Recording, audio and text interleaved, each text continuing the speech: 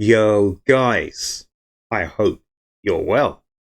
So, guys, here's my two penneth about the rapper 10 that's been in the news over the last couple of days, boasting about the murder of Jimmy Mizen in his raps that have been performed on BBC radio shows, etc., etc. Just my two penneth.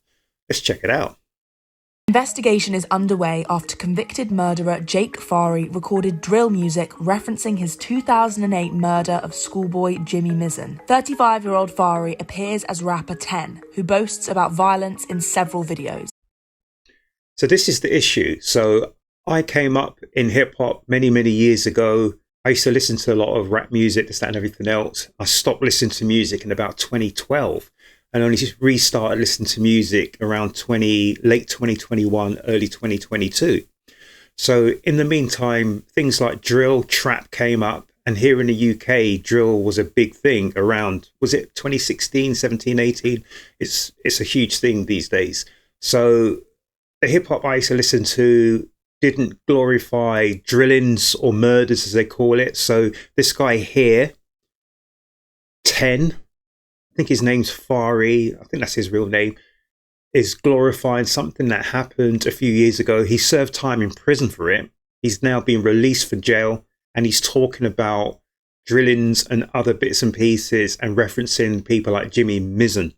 So yeah, it does stand to reason that you shouldn't be making bank off of stuff like this, but it is what it is, people, and I'm going to go further into this. The Sun reports that Fari's tracks have recently been showcased on BBC Radio 1 Extra, with DJ Theo Johnson saying the artist, quote, really stands out.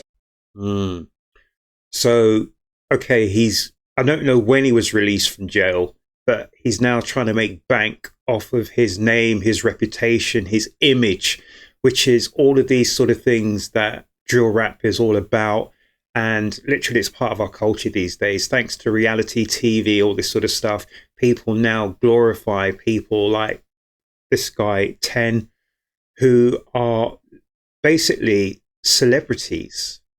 Whereas these guys are notorious, but they're now celebrities and people look up to them. So, yeah, we're living in a very weird and strange world, guys. In one song, available on platforms such as Spotify and YouTube, 10 appears to reference Jimmy's death. The 16-year-old altar boy bled to death at the Three Cooks Bakery in Lee, South London, after Fari threw a large glass dish that shattered and severed an artery in his neck. In 2009, the then 19 Fari was jailed for life with a minimum term of 14 years at the Old Bailey for murder. So Fari, or 10, was 19 years old when the incident with Jimmy Mizen happened. He served 14 years in jail, so obviously he's been out on license. So when you're out on license, what it means is that if you do anything which contravenes the terms of your license, you can be called back to jail straight away.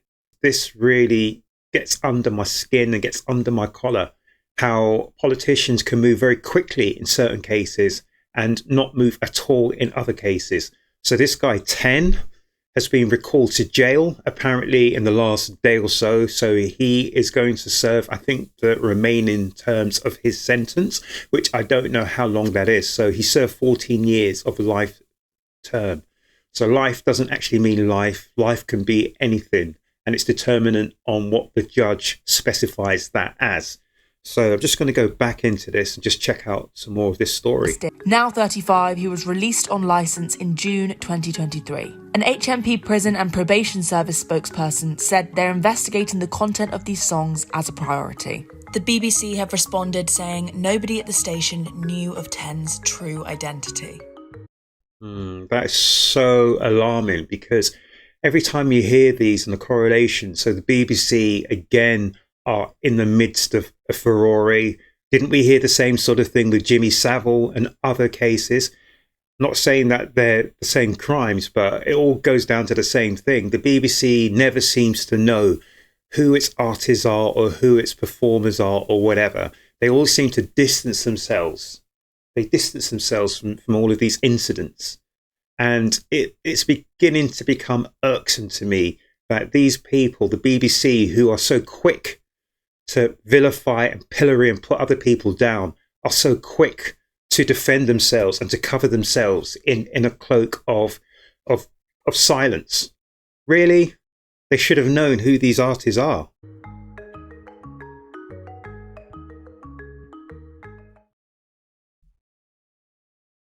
So this is the BBC, who are meant to hold up everything which is best in the terms of the UK, but doesn't seem to be these days.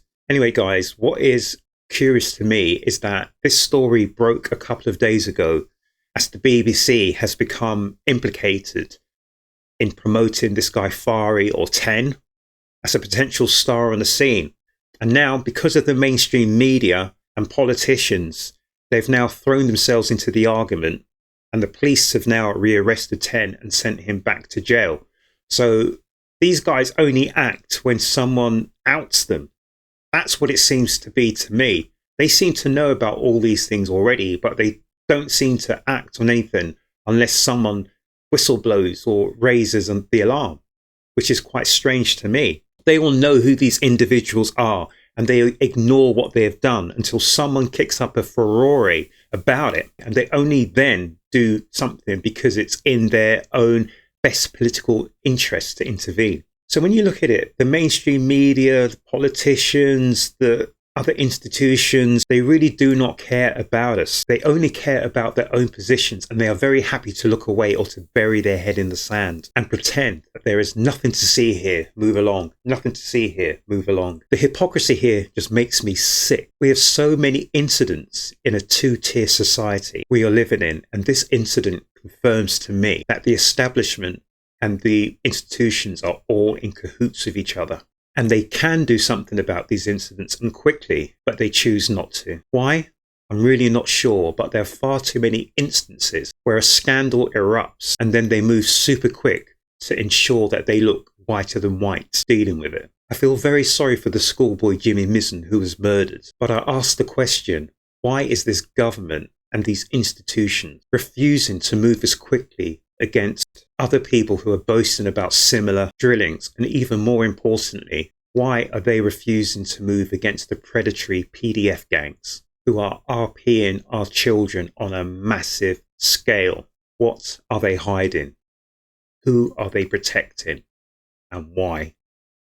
Guys, make certain you look after yourselves, you look after each other, and more importantly, make sure you look after your children, because this government and these institutions will not look after your children. They don't care about your children. So I implore you, look after your children, because they won't. Guys, look after yourselves, look after each other, and please come back to the next Torn It TV reaction.